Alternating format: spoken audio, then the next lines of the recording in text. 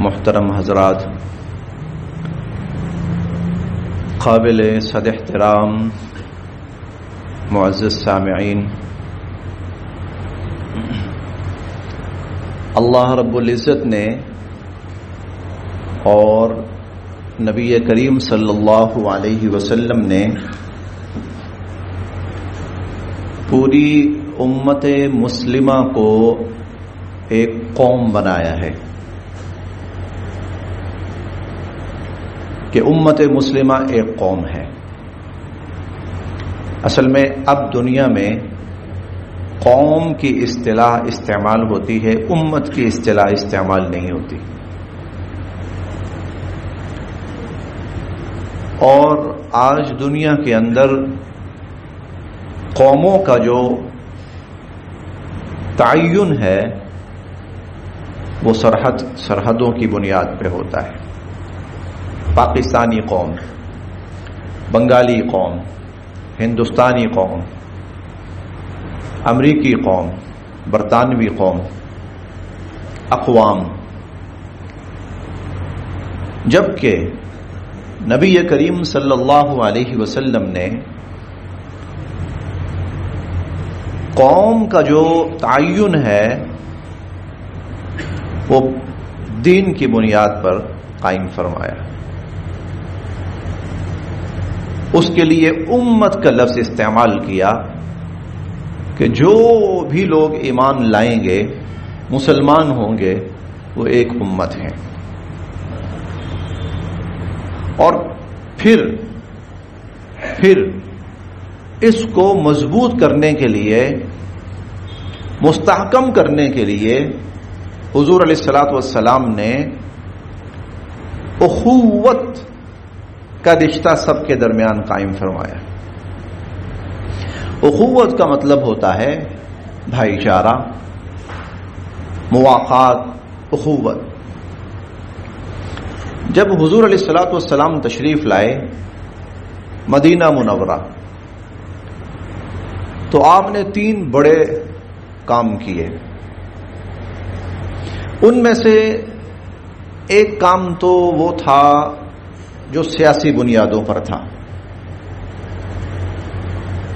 مثلا آپ نے جتنے طبقات تھے، خصوصاً یہود، مدینہ پہ ان کا ہولڈ تھا آپ کی آنے سے پہلے، حضور علیہ الصلوۃ والسلام نے ان کے ساتھ معاہدے کر لیے، اور میثاق مدینہ کے نام سے یہ معاہدے آج بھی سیرت کی کتابوں کے اندر موجود ہیں اور محفوظ ہیں۔ میثاق مدینہ یہ ایک سیاسی سٹیپ تھا حضور علیہ الصلوۃ والسلام کا۔ یہ تو آپ کہہ سکتے ہیں کہ حکمرانوں کے کرنے کے کام ہے۔ دوسرا جو قدم اٹھایا حضور صلی اللہ علیہ وسلم نے، وہ امت مسلمہ کے لیے ایک مرکز بنایا، اور وہ مرکز کیا تھا؟ مسجد نبوی۔ مسجد نبوی کو یا مسجد کو مسلمانوں کا مرکز بنایا۔ یہ مسلمانوں کے کرنے کا کام ہے۔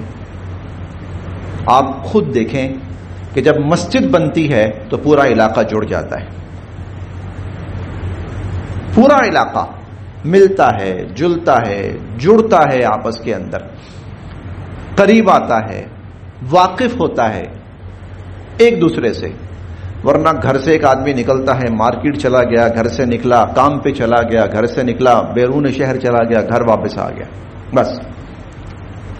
مسلمان کہاں اکٹھا ہوتا ہے، کہاں جمع ہوتا ہے؟ مسجد کے اندر۔ چنانچہ یہ مسلمانوں کے لیے ایک مرکز بنایا۔ پھر ہماری بدقسمتی یہ ہوئی کہ ہم نے مساجد کے کردار کو بہت محدود کر دیا۔ مسجد کے کردار کو ہم نے محدود کر دیا، ورنہ حضور علیہ الصلوۃ والسلام نے مسجد جو قائم فرمائی تھی، بلکہ جتنی مساجد قائم فرمائی تھی، ان تمام مساجد کو اس علاقے کی نہ صرف یہ کہ عبادت گاہ بنایا تھا، بلکہ ہر مسجد کو حضور علیہ الصلوۃ والسلام نے مسلمانوں کے ہر قسم کے معاملات کے حل کا مرکز بنایا تھا۔ جو حضرات ترجمہ قرآن کریم پڑھ رہے ہیں وہ جانتے ہیں 7ویں پارے میں ایک واقعہ بھی بیان ہوا اور اس واقعے کے ضمن میں ہدایات بھی بیان ہوئی. واقعہ یہ بیان ہوا کہ ایک مسلمان اور اس کے ساتھ 2 عیسائی تھے. وہ کہیں سفر پہ جا رہے تھے. سفر پہ گئے تو مسلمان کا تجارتی سفر تھا. مسلمان کا انتقال ہو گیا. لیکن انتقال سے پہلے اس نے یہ کیا, اس کے پاس جتنا سامان تھا اس نے اس سامان کی ساری لسٹ بنائی اور لسٹ بنا کر سامان کے اندر رکھ دی. اور وہ جو عیسائی تھے ان سے کہا کہ بھائی میرا تو بچنا ممکن نہیں ہے, تو آپ کی بڑی مہربانی, آپ جب واپس جائیں گے تو میرا یہ سامان میرے گھر والوں کو پہنچا دینا. ان کی نیت میں فطور آ گیا. انہوں نے سامان کھولا, ایک بڑا خوبصورت پیالہ انہیں پسند آیا, انہوں نے نکال لیا. زیادہ تلاشی نہیں لی انہوں نے, ورنہ وہ لسٹ برآمد ہو جاتی, پتہ چل جاتا کہ کیا کیا سامان لکھا ہوا ہے. وہ اتنی گہرائی میں نہیں گئے, بس اوپر سے ایک پیالہ اچھا لگا, پسند آیا, وہ نکال لیا. لے جا کر یہ جو سامان تھا یہ ان کے گھر والوں کو پہنچا دیا. اور یہ ان کا انتقال ہو گیا تھا, انہوں نے ہمیں یہ کہا. گھر والوں نے سامان کھولا, ساری چیزیں جب کھولی لسٹ برآمد ہوئی. لسٹ جب برآمد ہوئی ہے تو اس کے مطابق پیالہ کم ہے. اچھا, میں تفصیل میں نہیں جاتا کیونکہ تفصیل کا وقت نہیں ہے. وہاں پر اللہ رب العزت یہ فرماتے ہیں اگر تمہیں ایسا کوئی شبہ ہو جائے تو کیا کرو, جن کے بارے میں شبہ ہوا ہے مسجد میں باجماعت نماز کے بعد ان کو روک لو. تحبسونہما من بعد الصلاۃ, نماز کے بعد ان دونوں کو روک لو, ایسی کوئی صورت پیش آ جائے نماز کے بعد. کیوں؟ اور نماز کہاں ہوئی ہے؟ مسجد کے اندر. تو مسجد کے اندر ان کو روک لو, لوگ سامنے بیٹھے ہوئے ہیں. فَيُقْسِمَانِ بِاللَّهِ لَشَهَادَتُنَا أَحَقُّ مِنْ شَهَادَتِهِمَا, اور وہ قسم اٹھا کر کہیں کہ جناب ہم جو بات کہہ رہے ہیں ٹھیک کہہ رہے ہیں. تو مسلمانوں کے باہمی معاملات کے لیے بھی حضور علیہ الصلوۃ والسلام نے مسجد قائم فرمائی. اسی لیے جو قدما پرانے جو اہل علم اور فقہا تھے وہ کہتے تھے کہ یہ مسجد 24 گھنٹے کھلی رہنی چاہیے, مسجد کا بند کرنا شرعاً گناہ تھا. مسجد کا بند کرنا شرعاً گناہ تھا. لیکن بعد میں حالات ایسے پیش آئے جیسے کہ اب ہمارے ہاں ہے, جس نے چوری کرنی ہے سب سے بہترین جگہ مسجد ہے. بعد کے جو اب کے اہل علم ہیں اور متاخرین جنہیں کہا جاتا ہے, انہوں نے پھر ان حالات کو سامنے رکھتے ہوئے اجازت دی کہ مسجد بند کی جا سکتی ہے. جس طرح اہل علاقہ یا مسجد کے منتظمین مناسب سمجھیں کہ بھائی اس وقت تک لوگوں کی عبادات مکمل ہو جاتی ہیں, لوگ چلے جاتے ہیں, اب اس کے بعد مسجد کو نقصان نہ پہنچے, خدا نہ خواستہ کوئی چوری چکاری نہ ہو, چلو مسجد بند کر دی جائے. متاخرین نے اجازت دی ہے. لیکن جو متقدمین پہلے تھے اہل علم وہ کہتے تھے 24 گھنٹے مسجد کھلی رہے, کوئی اللہ کا بندہ آئے, نماز پڑھے, قرآن پڑھے, ذکر کرے, باہمی معاملات طے کریں, نکاح ہوں, شادیاں ہوں, لین دین جو بھی ہو مسجد کے اندر ہو. تو حضور علیہ الصلوۃ والسلام نے ایک بڑا مرکز قائم کیا مسجد نبوی کی صورت میں. یہ ابتدائی کام ہے, بالکل انیشیل جو سٹیجز پر حضور علیہ الصلوۃ والسلام نے سٹیپ لیے ہیں ان میں سے ایک تو معاہدے کیے ہیں اور دوسرا علاقائی طور پر حضور علیہ الصلوۃ والسلام نے مساجد بنوائی ہیں. اور اندازہ اس بات سے لگائیں, آپ ہجرت کی رات نکلے ہیں, تھوڑا تھوڑا اب ماشاءاللہ لائٹ بھی آ گئی ہے اور اب حبس یا گرمی بھی نہیں ہوگی, تو کوشش کریں تھوڑا تھوڑا ساتھی جو ہیں وہ آگے ہو جائیں, تھوڑا تھوڑا ساتھی آگے ہو جائیں, کیونکہ اگلی صفوں میں جگہ ہے. اب وہ ہوگا کہ پیچھے سے آدمی آئے گا نا باہر سے, اس نے دیکھنا جی پہلی صف میں جگہ ہے تو میں پہلی صف میں پہنچوں. تو آگے اس جگہ جو خلا ہیں یہ پر کرتے جائیں تاکہ پیچھے والے جو ساتھی آئے نا, کیونکہ انشاءاللہ اندر جب ایسے ہی لگا ہوگا تو ہر شخص کوشش کرے گا کہ میں اندر ہی آ کے بیٹھوں. تو کوئی بات نہیں, سب بے شک آگے پیچھے ہو کے بیٹھ جائیں, سکون کے ساتھ بیٹھ جائیں. حضور علیہ الصلوۃ والسلام ہجرت فرما کر جب نکلے ہیں ہجرت فرما کر ابھی مکہ سے مدینہ نہیں پہنچے، سفر ہے، راستہ ہے ابھی، اور سفر پہ نکلے ہوئے شخص کی پہلی ترجیح یہ ہوتی ہے میں جلد از جلد اپنے گھر پہنچوں. ایسا ہی ہوتا ہے، سفر پہ نکلے ہوئے شخص کی پہلی ترجیح یہ ہوتی ہے میں جلد از جلد گھر پہنچوں. اس کے لیے بسا اوقات وہ شارٹ کٹ بھی اختیار کرتا ہے، اور اس کے لیے پھر بسا اوقات وہ سگنل بھی توڑ دیتا ہے. تو میں گھر پہنچوں. حضور علیہ الصلوۃ والسلام تو کئی دنوں کے سفر پہ نکلے ہوئے ہیں، اور یہ سفر بڑا پرخطر بھی تھا.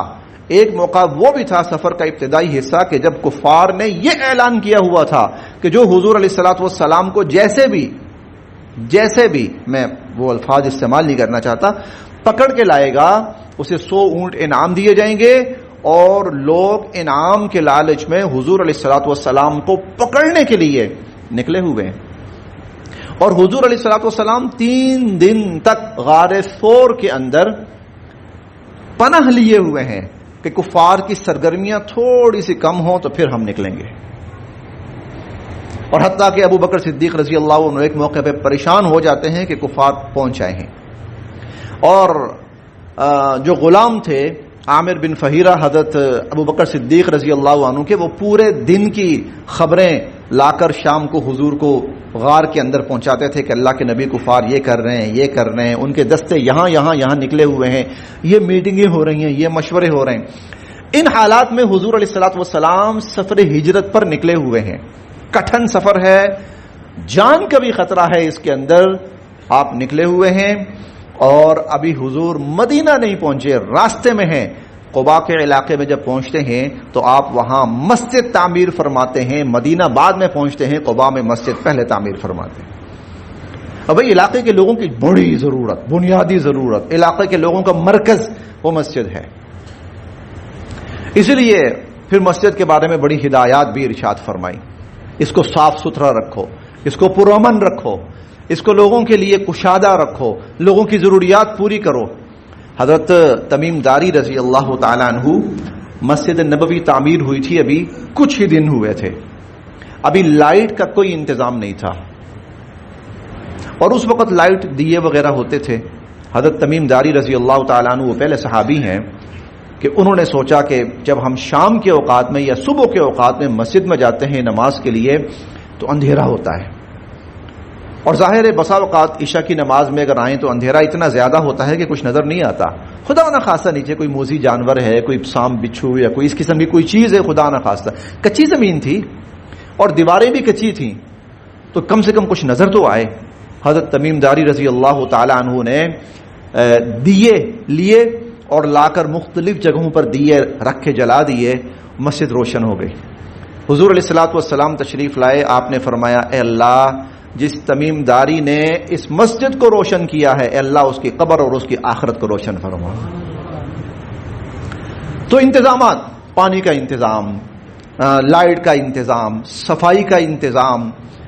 اللہ تعالیٰ نے قرآن کریم میں 2 نبیوں کو حکم دیا تھا، بڑے نبی، بہت بڑے نبی، انطہرا بیتیا، میرے گھر کو صاف ستھرا رکھنا ہے. کیوں؟ للطائفین والعاکفین والرکع والسجود. یہ خانہ کعبہ ہے، یہاں لوگ طواف کرنے بھی آئیں گے اور اعتکاف کرنے بھی آئیں گے، رکوع سجود عبادات کرنے بھی آئیں گے. ان کے لیے اس گھر کو صاف ستھرا رکھو. پھر اگلی ہدایات ضرور ارشاد فرمائی. یہ دوسرا سٹیپ تھا حضور علیہ الصلوۃ والسلام نے قائم فرمایا. ہونا چاہیے. ہم نے مسجد کو صرف نماز کی جگہ جو بنا کر رکھ دیا ہے، بہت غلط ہے.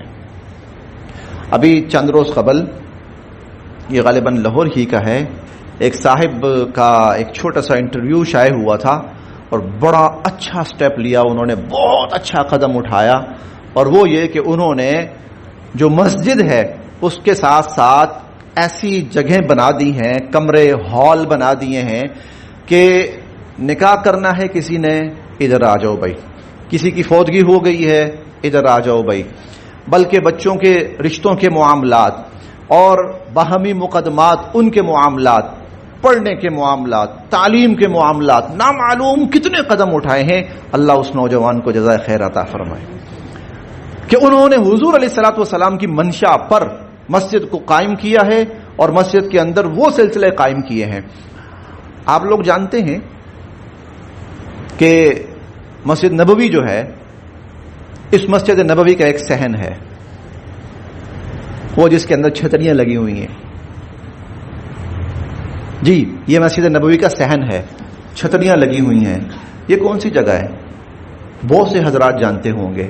یہ وہ جگہ ہے جہاں صحابہ کرام رضوان اللہ علیہم اجمعین جنگوں کی ٹریننگ حاصل کیا کرتے تھے. ہاں جی، یہاں تیر اندازی سکھائی جاتی تھی ان کو، یہاں تلوار بازی سکھائی جاتی تھی ان کو، یہاں نیزے بھالے سے لڑنا سکھایا جاتا تھا ان کو، یہاں کشتی سکھائی جاتی تھی ان کو، کیونکہ یہ اس وقت کی ٹریننگ تھی، جنگ کی، جہاد کی ٹریننگ تھی. مسجد نبوی کے اندر جگہ مخصوص تھی. اور آپ کو یاد ہوگا، سنا ہوگا آپ نے کہ ایک موقع پر کچھ حبشی جو تھے وہ آپس میں نیزہ بازی کا مقابلہ کر رہے تھے. تو حضور علیہ الصلوۃ والسلام اپنے گھر میں تھے. حضرت عائشہ رضی اللہ عنہا کا دل کیا کہ میں دیکھوں ان کو. ابھی پردے کے احکامات نہیں آئے تھے. میرا دل کیا کہ میں ان کو دیکھوں نیزہ بازی کرتے ہوئے کس طرح لڑ رہے ہیں. تو وہ حضور علیہ الصلوۃ والسلام کے کندھے پر نا کوہنی ٹکا کر بڑی دیر تک دیکھتی رہی اور حضور کھڑے رہے. یہ وہ جگہ تھی جہاں جہاد کی ٹریننگ اور تربیت بھی دی جاتی تھی. اصحاب صفہ آپ جانتے ہیں، وہ صفہ کا چبوترا آج بھی اس کی باقیات موجود ہیں. یہ وہ جگہ تھی جہاں حضور علیہ الصلوۃ والسلام نے ایسے صحابہ کرام کو متعین فرما رکھا تھا جو ریزرو فورس تھی. ریزرو فورس یعنی کوئی بھی کام پڑا تو تم لوگ جاؤ گے. جہاد کی ضرورت پڑی، تعلیم کی ضرورت پڑی، تبلیغ کی ضرورت پڑی، کسی کے خدمت کی ضرورت پڑی، کسی اچانک ایمرجنسی کی ضرورت پڑی، تم لوگ جاؤ گے. مسجد ایسی تھی، مسجدیں ایسی ہیں. اللہ پاک ہم سب کی مساجد کو ایسا ہی بنا دیں. یہ دوسرا قدم تھا مدینہ منورہ آنے کے بعد. تیسرا جو سٹیپ اٹھایا حضور صلی اللہ علیہ وسلم نے، اس کے دو پہلو تھے، ایک عارضی تھا اور ایک مستقل. عارضی جو پہلو تھا وہ تھا صحابہ کرام مہاجرین اور انصار کے درمیان مواخات. مہاجرین اور انصار، مہاجرین کون ہیں؟ جو مکہ چھوڑ کے وہ بے سہارا، بے دست و پا اور کسی حد تک آپ کہہ سکتے ہیں لوٹے پٹے آئے ہیں. جی بالکل یہ کیفیت تھی. درمیان میں کئی جگہوں پر کئی صحابہ کرام کو کفار نے لوٹ لیا. حضرت صہیب رومی رضی اللہ تعالی عنہ مدینہ منورہ میں اس حال میں پہنچے ہیں کہ ان کے جسم کے اوپر کپڑے بھی نہیں تھے. کفار نے وہ تک اتروا لیے تھے. اس حال میں ان کے پاس سونا چاندی تھا، ان کے پاس کھانے پینے کی چیزیں تھی، ان کے پاس سواری تھی. اس سب کے ساتھ وہ نکلے. کفار نے پکڑ لیا، ایک ایک چیز چھین لی، حتیٰ کہ جو کپڑے تھے وہ بھی اتروا لیے ان سے. حضرت مصعب بن عمیر رضی اللہ عنہ وہ بھی جب مدینہ پہنچے ان کے وجود پر کپڑے تک نہیں تھے. حالانکہ مصعب بن عمیر رضی اللہ تعالیٰ عنہ وہ نوجوان تھے کہ حضور علیہ الصلوۃ والسلام بلکہ صحابہ کرام کہتے تھے اس قدر خوش پوش انسان، خوش پوش اردو کا لفظ ہے ویل ڈریس، اس قدر کہ ان مثالیں دی جاتی تھیں. یار ڈریسنگ دیکھنی ہے تو مصعب کی دیکھو، اور بہترین نفیس انسان، کپڑے، جوتی، سواری. لیکن یہ شخص جب مدینہ پہنچا ہے تو اس کے جسم پر کپڑے بھی نہیں، لٹے پٹے. اس حالت میں یہ لوگ پہنچے ہیں، یہ مہاجرین ہیں، گھر بار چھوڑ کر، جائیدادیں چھوڑ کر، کاروبار چھوڑ کر، سب کچھ چھوڑ چھاڑ کر. اچھا بھائی ان کو اب کیسے ایڈجسٹ کرنا ہے؟ یہ کہاں جائیں گے؟ یہ ایک دو کی تعداد میں نہیں ہے، سینکڑوں کی تعداد میں ہیں. اب حضور علیہ الصلوۃ والسلام نے ایک عارضی اقدام کیا، اور وہ عارضی اقدام یہ تھا کہ جو انصار تھے، انصار کہتے ہیں مدینہ منورہ کے رہائشی، مدینہ کے رہنے والے، ان سے حضور علیہ الصلوۃ والسلام نے فرمایا اٹھو بھائی اور ایک ایک مہاجر کی ذمہ داری لے لو. ایک ایک مہاجر کی ذمہ داری لے لو. چنانچہ حضور علیہ الصلوۃ والسلام نے خود ایک ایک مہاجر کو ایک ایک انصاری کے حوالے کر دیا، مدینہ کے رہنے والے کے حوالے کر دیا. اب بھائی اس کی ذمہ داری تم اٹھاؤ. ایڈجسٹ کیا. یہ مواخات تھی، بھائی چارہ، بھائی بھائی بنا دیا. اسی لیے وراثت کا جو ابتدائی حکم تھا، وراثت کا جو ابتدائی حکم تھا 10ویں پارے میں سورہ التوبہ میں بیان ہوا، وہ یہ تھا کہ اگر کوئی مہاجر فوت ہو جائے گا تو اس کا وارث انصاری ہے، اور انصاری فوت ہو گیا تو اس کا وارث مہاجر ہے. ایڈجسٹ کرنا تھا ان کو کہ مہاجرین اور انصار سب مستحکم ہو جائیں، اپنے پاؤں پہ کھڑے ہو جائیں. یہ عارضی قدم تھا حضور علیہ الصلوۃ والسلام نے اٹھایا تاکہ یہ جو لوگ ابھی آئے ہیں یہ اپنے پاؤں پہ کھڑے ہو جائیں، یہ بھی خود کفیل ہو جائیں. چنانچہ پھر کچھ عرصہ گزرا کہ یہ حضرات بھی خود کفیل ہو گئے. انہوں نے کاروبار شروع کر دیے، کھیتی باڑی شروع کر دی، جنگیں ہوئیں، جہاد ہوا، مال غنیمت ملا ان کو. مال غنیمت کی صورت میں ان لوگوں کے حالات مستحکم ہوئے. صدقات و زکوٰۃ، ان صورتوں میں یہ لوگ اپنے پاؤں پہ کھڑے ہو گئے. وہ جو عارضی مواخات تھی وہ ختم ہو گئی، پھر اس کے احکامات بھی ختم ہو گئے. بعد میں اللہ نے کہا اب وراثت مہاجر اور انصاری کی بنیاد پہ تقسیم نہیں ہوگی، بلکہ وَأُولُو الْأَرْحَامِ بَعْضُهُمْ أَوْلَىٰ بِبَعْضٍ فِي کتاب اللہ. قرآن کریم کی روح سے اب جو خونی رشتہ دار ہوتے ہیں، نسبی رشتہ دار ہوتے ہیں، اب وراثت ان کے درمیان تقسیم ہوا کرے گی. یہ ابتدائی قدم تھا جو حضور علیہ الصلوۃ والسلام نے اٹھایا، مواخات کا، بھائی بھائی بنانے کا. اور ایک مواخات حضور علیہ الصلوۃ والسلام نے مستقل بنیادوں پر قائم فرمائی. یہ آج کا اصل موضوع ہے. ایک مواخات وہ ہے جو حضور علیہ الصلوۃ والسلام نے مستقل بنیادوں پر قائم فرمائی، بھائی بھائی بنایا، اس کا نقشہ دکھا دیا. اب میں تھوڑی سی تفصیل عرض کرتا ہوں اس نقشے کی، تاکہ آپ کو جو مستقل مواخات ہے، بھائی بھائی بنایا ہے مستقل بنیادوں پر، آپ کو اس کی تفصیل سمجھ آ جائے. ایک مہاجر حوالے کر دیا انصاری کے، ایک مہاجر حوالے کر دیا انصاری کے، ایک مہاجر حوالے کر دیا انصاری کے. ان انصار نے اپنے مہاجر بھائیوں کے ہاتھ پکڑا، آؤ بھائی آج سے ہم بھائی بھائی ہیں.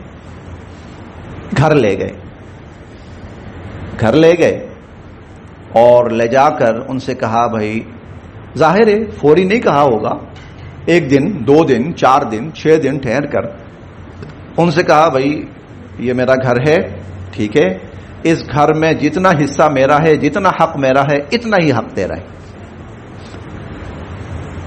اچھا میں کرتا ہوں کھیتی باڑی، میری زمین ہے یہ والی، تو آج سے یہ 1 ایکڑ ہے یا 2 ایکڑ ہے، بالفرض 1 ایکڑ میرا اور آج سے دوسرا ایکڑ تیرا. آج سے تو اس کا مالک. تیرے پاس کپڑے نہیں ہوں گے نا، میرے پاس 6 سوٹ ہیں. اچھا بھائی یہ 3 سوٹ تو میں پہنتا ہوں، یہ 3 سوٹ تیرے. جس کا کاروبار تھا وہ اپنے مہاجر بھائی کو لے گیا کہ آج کے بعد اس کاروبار میں جتنا حق میرا ہے اتنا ہی حق تیرا ہے. حتیٰ کہ آپ اپنی تسلی کے لیے سیرت کی کتابیں اٹھا کے دیکھ لیجئے، پڑھ لیجئے، جن کے پاس 1 سے زائد بیوی تھی اور اس مہاجر کے پاس کوئی بیوی نہیں تھی، انہوں نے کہا کہ میں اپنی 1 بیوی کو طلاق دے دیتا ہوں، آپ اس سے نکاح کر لیں. اور انصار فوت ہوا ہے، وراثت مل رہی ہے مہاجر کو. نقشہ سمجھ میں آیا؟ حضور علیہ الصلوۃ والسلام بھائی بھائی بنا رہے ہیں، لیکن پوری امت مسلمہ کو بھائی بھائی بنا رہے ہیں. پہلے اس کے لیے ایک مثال دکھائی، بھائی ایسے ہوتے ہیں، بھائی ایسے ہوتے ہیں. اے مسلمانوں میں قیامت تک کے لیے تمہارے درمیان بھائی بھائی کا رشتہ قائم کر کے جا رہا ہوں، مواخات کا رشتہ قائم کر کے جا رہا ہوں. المسلم اخو المسلم، مسلمان مسلمان کا بھائی ہوگا. کیسے؟ یہ دیکھو نقشہ سمجھ میں آیا؟ ہاں اس نقشے کو سامنے رکھ کر گو 100% ہم نہیں کر سکتے، لیکن اس نقشے کو سامنے رکھ کر ہم نے حضور علیہ الصلوۃ والسلام کے قائم کیے ہوئے رشتے کو کہ ہر مسلمان دوسرے مسلمان کا بھائی ہے، ہم نے اس کو بنانا ہے، اس وقت مواخات نہیں ہے ہمارے درمیان، کسی کو برا لگے تو لگے، اس وقت ہمارے درمیان مواخات نہیں ہے، اس وقت ہمارے درمیان انتشار ہے، اس وقت ہمارے درمیان اختلاف ہے، افتراق ہے، جھگڑا ہے، جدال ہے، پارٹی بازی ہے، دشمنی ہے، مخالفت ہے۔ اسی لیے تو ایک مسلمان دوسرے مسلمان پر لعن طعن کرتا ہے، حالانکہ حضور علیہ الصلوۃ والسلام نے فرمایا مسلمان کبھی مسلمان پہ لعن طعن نہیں کرتا۔ مسلمان لیس المسلم لیس المؤمن باللعان ولا الطعان، مسلمان کسی مسلمان پہ لعن طعن کر ہی نہیں سکتا، اور لعن طعن کر رہا ہے تو پھر اس کا مطلب یہ کہ بھائی نہیں ہے آپس میں۔ اسی لیے حضور علیہ الصلوۃ والسلام نے فرمایا کوئی مسلمان کسی مسلمان کو گالی نہیں دے سکتا۔ ارے کوئی بھائی کو گالی دیتا ہے؟ بھائی کو گالی دیتا ہے؟ اسی لیے حضور علیہ الصلوۃ والسلام نے فرمایا سوال ہی پیدا نہیں ہوتا کہ مسلمان مسلمان کو قتل کر دے۔ ارے بھائی کو قتل کرتا ہے کوئی؟ اسی لیے حضور علیہ الصلوۃ والسلام نے فرمایا کہ سوال ہی پیدا نہیں ہوتا کہ مسلمان مسلمان کے مال پہ نظر رکھے کہ میں اس کا مال لوٹوں گا۔ ارے کوئی بھائی کا مال لوٹتا ہے؟ کسی مسلمان کے لیے ممکن ہی نہیں ہے کہ دوسرے مسلمان کا مال ہڑپ کرے۔ ارے کوئی بھائی کا مال ہڑپ کرتا ہے؟ کسی مسلمان کے لیے جائز ہی نہیں ہے کہ وہ مسلمان کی طرف مذاق میں اسلحہ اٹھائے۔ ارے کوئی بھائی کی طرف اسلحہ اٹھاتا ہے؟ ہاں، مواخات یہ ہے۔ میں ایک ساتھی نے بھیجی، میں ابھی صبح حدیث مبارکہ پڑھ رہا تھا، اور حدیث قدسی ہے۔ حضور علیہ الصلوۃ والسلام فرماتے ہیں یقول اللہ تعالی یوم القیامہ، اللہ تعالیٰ قیامت کے دن کسی شخص سے کہیں گے مرضت فلم تعودنی، میں بیمار ہوا تھا تو نے میری عیادت کیوں نہیں کی؟ میں بیمار ہوا تھا تو نے میری عیادت کیوں نہیں کی؟ وہ بندہ حیرت سے پوچھے گا مرضت وانت رب العالمین، اللہ آپ بیمار ہوئے؟ آپ تو تمام جہان کو پالنے والے ہیں، آپ کیسے بیمار ہو سکتے ہیں؟ آپ کہاں سے بیمار ہوئے؟ تو اللہ تعالیٰ فرمائیں گے اما علمت ان عبدی فلان مرض، کیا تجھے پتہ نہیں تھا وہ فلاں میرا بندہ بیمار ہوا تھا؟ فلاں میرا بندہ بیمار ہوا تھا، کیا تجھے پتہ نہیں تھا؟ ان عدتہ لوجدتنی عندہ، اگر تو اس کی عیادت کے لیے جاتا تو مجھے اس کے پاس موجود پاتا۔ اب میں جملہ کہنے لگا ہوں، دھیان سے سنیے گا اور سمجھیے گا اور عمل بھی کرنے کی کوشش کیجیے گا۔ اللہ پاک مجھے بھی معاف فرمائے کہ مجھ سے بھی بڑی کوتاہی ہوئی ہوگی، اس حوالے سے مجھ سے بھی بہت کوتاہی ہوئی ہوگی کہ کوئی بیمار ہوا ہوگا میں اس کی عیادت کے لیے نہیں جا سکا۔ اللہ پاک مجھے معاف فرمائے، یہ میرا گناہ ہے، یہ میرا قصور ہے، یہ میری غلطی ہے۔ اس کے لیے میں کہوں ٹائم نہیں تھا، وقت نہیں تھا، یہ نہیں تھا، وہ نہیں تھا، یہ سب بہانے بازیاں ہیں۔ اب میں جملہ جو عرض کرنے لگا ہوں، ایک مسلمان بھائی کی عیادت کرنا وہ ایسے ہے جیسے اللہ کی عیادت کرنا۔ ہاں، میں بیمار ہوا تھا، اللہ کہہ رہے ہیں، خود کہہ رہے ہیں میں بیمار ہوا تھا۔ اچھا، یہ اس حدیث سے مبارکہ کا صرف پہلا ٹکڑا ہے۔ دوسرا اس کا ٹکڑا یہ ہے، اللہ تعالیٰ فرمائیں گے کہ استعمتک فلم تطعمنی، میں نے تجھ سے کھانا مانگا تھا، تو نے مجھے کھانا کیوں نہیں کھلایا؟ میں نے تجھ سے کھانا مانگا تھا، تو نے مجھے کھانا کیوں نہیں کھلایا؟ وہ بندہ کہے گا کیف اطعمک، اللہ میں آپ کو کیسے کھانا کھلا سکتا ہوں جبکہ آپ ساری مخلوق کو کھانا کھلانے والے ہیں؟ تب اللہ فرمائیں گے اما علمت ان عبدی فلان استعمتک، کیا تجھے نہیں پتا وہ فلاں بندے نے تجھ سے کھانا مانگا تھا، میرے فلاں بندے نے، تو نے اس کو کھانا نہیں دیا۔ وہ فلاں نے کہا تھا نا بھوکا ہوں کھانا کھلا دو، تو نے اسے کھانا نہیں کھلایا تھا۔ اور پھر اللہ فرمائیں گے اگر تو اس کو کھانا کھلا دیتا آج اس کا اجر اور صلہ مجھ سے آ کے لیتا۔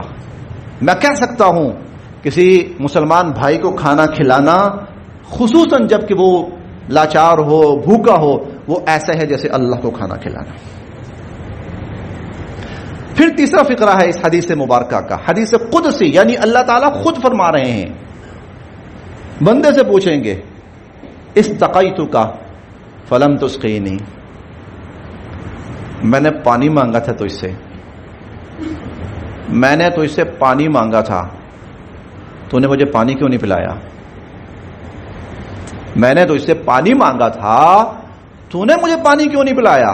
وہ بندہ کہے گا اللہ میں آپ کو کیسے پانی پلا سکتا ہوں، ساری کائنات کو آپ پانی پلانے والے ہیں۔ اللہ فرمائیں گے اما علمت ان عبدی فلان استقیتک، یاد ہے وہ فلاں بندے نے پانی مانگا تھا، فلاں بندے نے، نہ روکیں، کوئی پانی مانگے نہ روکیں، نہ روکیں، ورنہ اللہ نے ہمارا پانی روک لیا ہے، اللہ نے ہمارا پانی روک لیا ہے، ہم بنجر ہو رہے ہیں، خشک سالی ہمارے سر پہ کھڑی ہے، ہم 10 گھنٹے پانی نہیں آتا، رہتے کہاں ہیں ہم؟ پنج آب میں، پنجاب پنج آب، یعنی وہ سرزمین جہاں 5 دریا اکٹھے ہوتے ہیں آ کر، 5 دریا اور پانی نہیں ہے۔ میں نے پانی مانگا تھا، کیوں نہیں پلایا مجھے؟ یا اللہ میں آپ کو کیسے پانی پلا سکتا؟ تجھے پتا نہیں ہے فلاں بندے نے پانی مانگا تھا، اگر تو اسے پانی پلاتا آج اس کا اجر مجھ سے لیتا۔ میں کہہ سکتا ہوں کسی مسلمان بھائی کو پانی پلانا ایسا ہے جیسے اللہ کو پانی پلانا ہے۔ یہ اخوت حضور علیہ الصلوۃ والسلام نے قائم فرمائی ہے مسلمانوں کے درمیان کہ ہم سب، میں باہر کی بات نہیں کرتا ابھی، وہ کم سے کم ہم ہی آپس میں ایسے بن جائیں، کم از کم ہم ہی آپس میں ایسے بن جائیں جو کم سے کم اس مسجد کی حدود کے اندر ہیں۔ ہاں مسلمان کا بھائی ہے، گالی نہیں دے سکتا، بلکہ حضور علیہ الصلوۃ والسلام نے یہاں تک فرمایا زبان سے کہنا، مارنا، لوٹنا، نقصان پہنچانا وہ تو بڑی باتیں ہیں۔ آپ نے فرمایا کوئی مسلمان دل میں دوسرے مسلمان کے بارے میں برا خیال بھی نہ لائے، جسے بدگمانی کہتے ہیں، اور یہ تو ہو گئی برا، اور یہ تو ہوتے ہی غلط ہیں، یہ تو ہوتے ہی برے ہیں۔ ہاں جب تک کسی کا ظلم ظاہر نہ ہو جائے، پتہ لگ جائے نا یہ ظالم ہے، پھر کہا جا سکتا ہے، پتہ لگ جائے نا یہ لٹیرا ہے، پھر کہا جا سکتا ہے، پتہ لگ جائے نا یہ رشوت خور ہے، پھر کہا جا سکتا ہے، پتہ لگ جائے نا یہ دھوکے باز ہے، پھر کہا جا سکتا ہے۔ لیکن جس کے بارے میں آپ نہیں جانتے، فرمایا اس کے بارے میں دل میں اچھا گمان رکھو۔ حکیم الامت مولانا اشرف علی صاحب تھانوی رحمۃ اللہ علیہ فرمایا کرتے تھے کسی مسلمان کے بارے میں دل میں برا خیال لانا، بدگمانی، یہ قطعی حرام ہے، قطعی حرام ہے۔ من غشنا فلیس منا، کوئی مسلمان کسی مسلمان کو دھوکہ دے دے، ارے بھائی کو دھوکہ دے سکتا ہے، اور جو دے فلیس منا، ہمارا کوئی تعلق نہیں اس سے، نہ وہ ہم سے نہ ہم اس سے۔ یہ میں نے بات شروع کی ہے، ابھی یہ بات میں نے ختم نہیں کی ہے، ابھی بات شروع کی ہے۔ مسلمان کا بھائی ہے، اور ہمیں اللہ رب العزت نے، حضور علیہ الصلوۃ والسلام نے اس مواخات کے رشتے کے اندر جوڑا ہے، اور ہم نے بھائی بن کے دکھانا ہے، تاکہ کل قیامت کے دن اللہ یہ نہ کہے میں نے کھانا مانگا تھا، مجھے کھانا کیوں نہیں کھلایا تھا، میں بیمار ہوا تھا، میری عیادت کرنے کیوں نہیں آیا تھا، اور میں نے پانی مانگا تھا، مجھے پانی کیوں نہیں پلایا تھا۔ ہو سکتا ہے اللہ اور بھی سوال کریں، میں مشکل میں تھا، میری مدد کیوں نہیں کی تھی، مجھ پر برا وقت آیا تھا، میرا ساتھ کیوں نہیں دیا تھا۔ انشاءاللہ یہ گفتگو کا سلسلہ جاری ہے، اللہ تعالی ہم سب کے لیے عمل کی راہ